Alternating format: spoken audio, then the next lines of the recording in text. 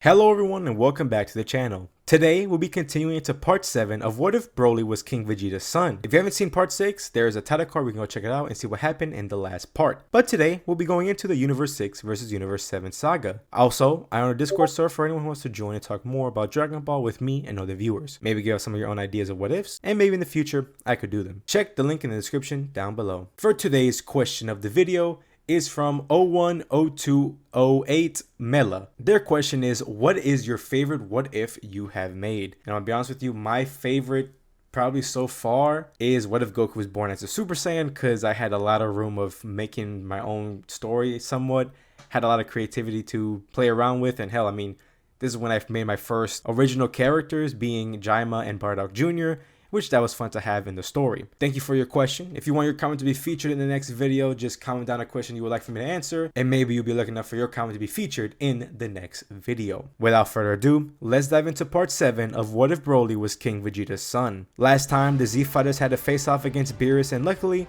with the combined forces of Vegeta, Broly, and Gohan, they managed to impress him to the point where he invited the three to his planet. Broly and Vegeta went, while Gohan decided to stay on Earth to continue his training with the other fighters. Few months have gone by, with Gohan now a father, and Raditz having another child with Bulma, that being Bra. Their training has been on the low with their new child that they had with their respective family. Meanwhile, Piccolo and Tien continued their training with the Supreme Kai, trying to obtain the form that Gohan obtained when facing off against Beerus. With Trunks, he actually been training with Nappa before he had to leave back to the Galactic Patrol. With the sheer lack of defenders, and with Gohan and Raditz taking a small break from training, Trunks felt the need to step up and asked Nappa to train him up a bit before he had left, which he did. They mainly trained in the gravity chamber, but once Nappa soon had to go, they hopped into the time chamber so that Trunks could get more training in. During the year, Trunks grew a lot, mastering Super Saiyan 2 and was even close to obtaining 3. He, however, wasn't sure what he would do after Nappa leaves. He didn't feel like he could follow them and obtain Super Saiyan 4, and he doesn't think what Gohan and the others are doing with the Supreme Kai would be enough for him to protect the planet. Here, Trunks is much more motivated to grow as strong as possible, seeing how almost every adult is stronger than him. Trunks would ask Nappa to bring him to Beerus' planet, but Nappa rejected that idea as he is too young to go off on his own. He would apologize, but Nappa would then leave Earth. Trunks would be pretty upset, but then would get an idea. After all, he is the son of the smartest woman on the planet. He gathers the Dragon Balls and summons Shenron, as he would wish to be teleported to Beerus' planet, which wouldn't work as Shenron is too afraid to make such a wish, so then Trunks would get a better idea. He remembers that Gohan and the others who trained under the Supreme Kai had a technique where they were able to teleport, so he wished to be teleported to the planet of the Kais. The Supreme Kai, Piccolo, and Tien will be confused on why Trunks is here, as he explained how he used the Dragon Balls to be teleported here, as he does want to learn their teleporting technique, obviously leaving out the part of wanting to go to Beerus' planet. With the initiative that Trunks took, the Supreme Kai would teach him the Kai Kai, which would take a month or two to learn. You may be wondering why no Resurrection F arc? Well, that is because here the entirety of his army is gone because of Broly and Nappa ending any survivors of this Frieza army a few parts back, so there is no one that will be wishing Frieza back this time around. Once Trunks learned the Kai Kai, he would then begin to teleport to find Beerus and the others, but after close to a day has passed, he teleported back to the Kai's planet, exhausted, as the Supreme Kai asked where did he go, as Trunks explained how he went to go find Beerus' planet, which shocked and also angered the Supreme Kai, and explained how it wouldn't be possible as he currently cannot sense God Ki. Trunks was about to return to Earth as Gohan appeared, as he wanted to continue his training, and after hearing everything, he offered to take Trunks to Beerus' planet as he planned on going to visit him currently, which brought some joy into Trunks, as they would head to Beerus' planet. Beerus was glad to see Gohan, but once he saw the Saiyan child, he grew a bit annoyed, not ever inviting him, but Gohan would vouch for him. Beerus just turned away as he isn't the one training them anyways. Trunks would join in on the training with Broly, Vegeta, and Gohan, but he would really be way over his head, as Whis was not holding back just for Trunks. The growth Trunks experienced though was immense. Gohan didn't plan to stay too long, so he did need to go back to his family,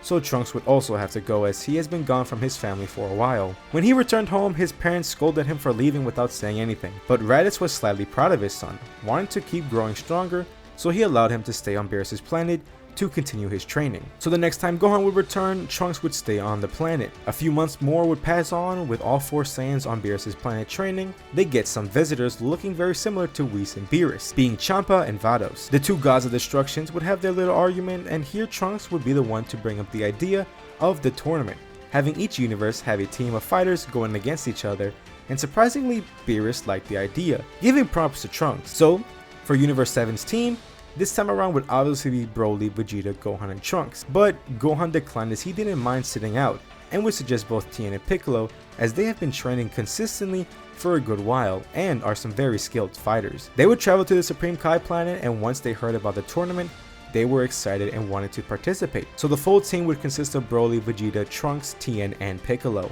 Once the time arrived for the tournament, everyone here would pass the test before the tournament, as here everyone has common knowledge. Now the order would be Tien, Piccolo, Trunks, Vegeta, and Broly. So the first match would be Tien versus Botamo. Now when the fight starts, Tien would notice quickly how no attack would affect Botamo, and I have no doubt that he is a very smart fighter, and like Goku, he would think about throwing him out of the ring, especially since he is familiar with the tournament rules. Easily going through the first round, next up would be Frost. Now a lot would change here. Tien doesn't care too much with fighting people at their full power, and with his knowledge of Frieza from his universe, he doesn't fully trust Frost being a good guy. Tien isn't as kind-hearted as Goku is, so he wouldn't taunt Frost to transform. He really wouldn't waste too much time with Frost either, powering up into his mystic form to quickly take him down and out of the arena. He would use a Solar Flare to blind Frost and catch him off guard with a strong gut punch, catching him off balance and then throwing him out of the arena. However, soon after, Tien starts feeling sick, as he would fall over, eventually passing out. He would still win the round, but both would be eliminated. Piccolo with his keen senses explained what had happened,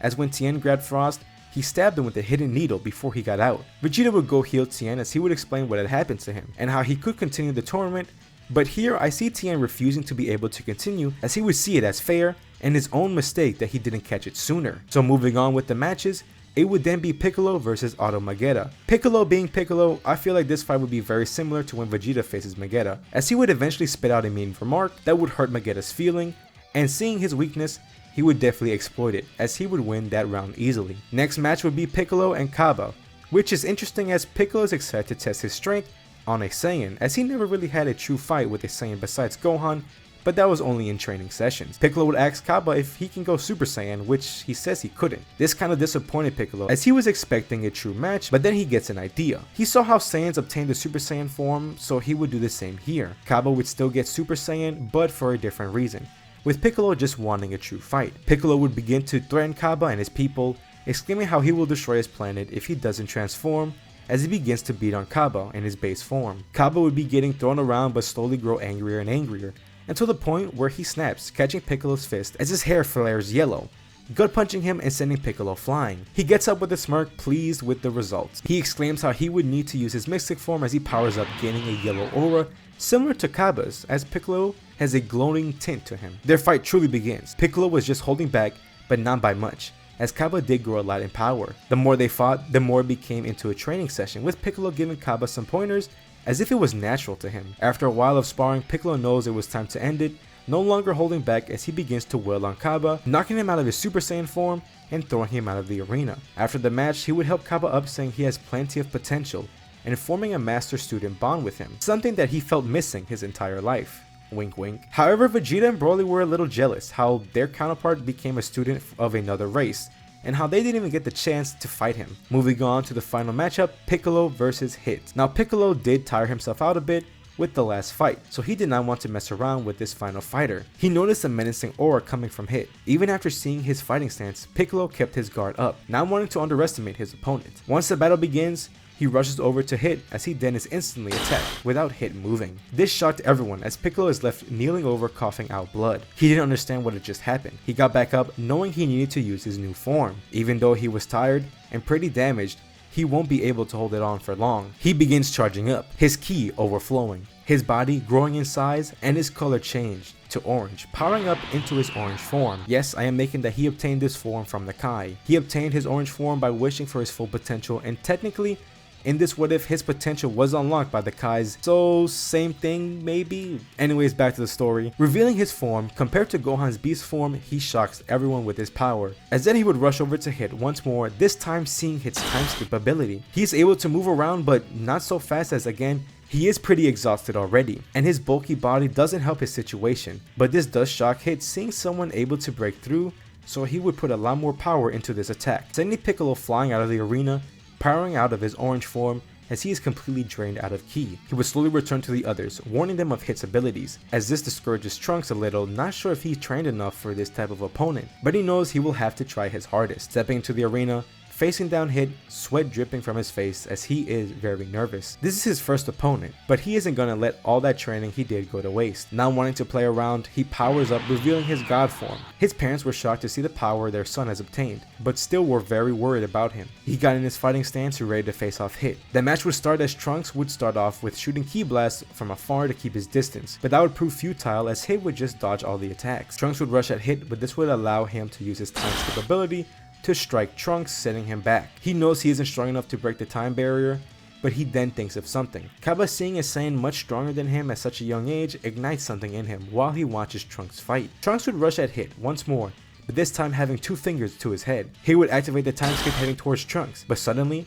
Trunks would just disappear, causing Hit to lose focus on the time skip, as he doesn't know where Trunks went, but suddenly he would be struck by Trunks. Trunks cheered with landing a blow, and almost everyone was impressed, including Hit. Sadly, this would be a one-time thing, with Hit prepping for it the next time, as this fight would end quickly with the next time skip Hit uses to knock out Trunks completely, but he does give props to the young fighter for outsmarting him. Next was Vegeta. Knowing what he is up against, he doesn't hold back, going full power from the start, showing off his new transformation. A combination of his Super Saiyan 4 transformation and his training with the gods and gaining God Ki, he was able to form a power beyond Super Saiyan 4, powering up into his new form, Super Saiyan 4 Limit Breaker. Seeing how strong Vegeta has gotten, Raditz knows he has to continue his training to catch up to him. The fight begins as Vegeta with a cocky smirk rushes at Hit. Hit would just activate his time skip, but is shocked with what he is seeing. Vegeta completely breaking through the time skip, moving at normal speed as he begins wailing on Hit without pulling any punches. The constant training he has done with BROLY for almost 2 years shows huge benefits with the amount of strength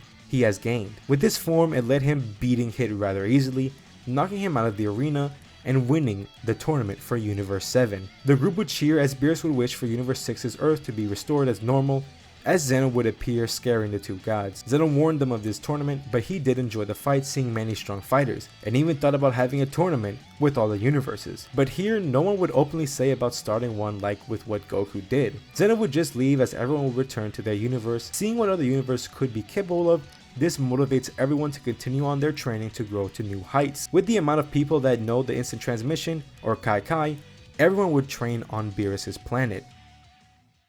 And that's where we're gonna leave it off for now. Tell me how y'all think about the 7th part and how I did with the Universe 6 versus Universe 7 saga. With our 7 Z fighters all training on Beerus' planet, how strong will they get? What would the Tournament of Power team look like if that still happens? What is in store for our fighters in the near future? What could have happened differently? Leave your thoughts down in the comments down below. I would love to hear them. If you're interested and enjoyed, please leave a like and subscribe. Hit the notification bell to be alerted whenever I post another part. Thank y'all so much for watching, and I will see y'all in the next part. See ya.